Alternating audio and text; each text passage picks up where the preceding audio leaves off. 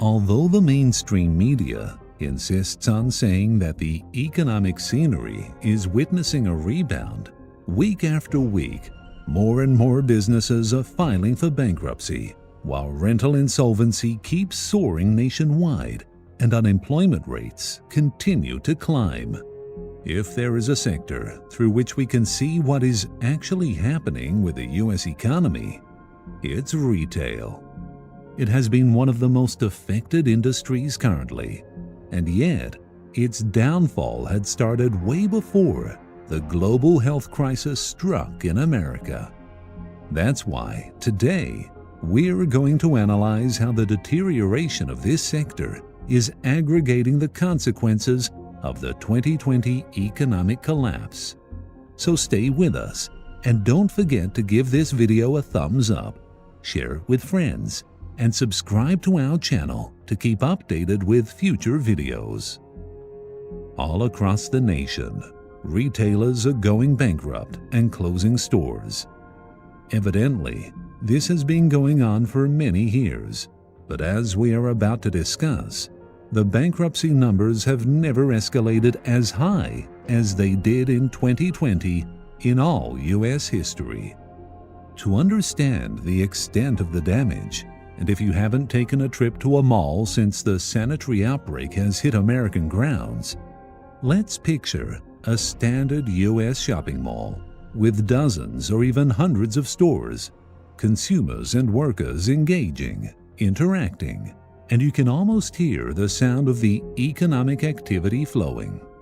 Well, now this scenario is fading into a landscape that reemerges almost entirely empty, with most stores closed and the ones that remain open are liquidating stock so that they can shut their doors for good. The customer presence is almost non-existent. The staff that used to be there to greet and assist the public is reduced to one person, timidly wearing a mask and standing alone behind the counter. It's no wonder why they call it retail apocalypse. The setting looks exactly like one. The stores are hollowed out, malls are abandoned, and the coming holiday season isn't likely to change much of this backdrop. In fact, big retailers such as Walmart, Target, and Home Depot already disclaimed they will not be open during Thanksgiving Day, Black Friday, or even Christmas. And many other stores are bound to follow the same move. This month, we recorded the highest retail bankruptcy rate of the past decade, and the struggle isn't over just yet, because the implications of more business closures will strike Main Street once again.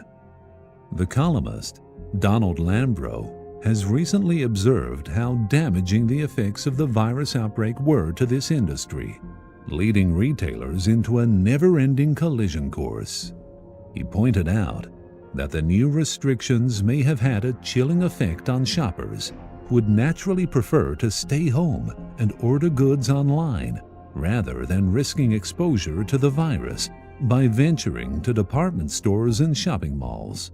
Amongst the most reputed names that whether keep struggling to survive or have already been fatally pushed out of the market in face of the current crisis are Macy's, Bed Bath & Beyond, Kmart, Dunkin Donuts, Nordstrom, Lord & Taylor, Men's Wearhouse, Joseph A. Banks, J. Crew, Neiman Marcus, Brooks Brothers, and J.C. Penney. The writer said that dozens of stores on the closure list were triggered in large part by a sanitary outbreak that has plunged the economy into much of its troubles, with plummeting sales and increasing debt by retailers. And there is no quicker way to put oneself in the path of the virus than in crowded malls and shops, where infected people, many whom aren't wearing masks, are sneezing, coughing, and spreading the disease.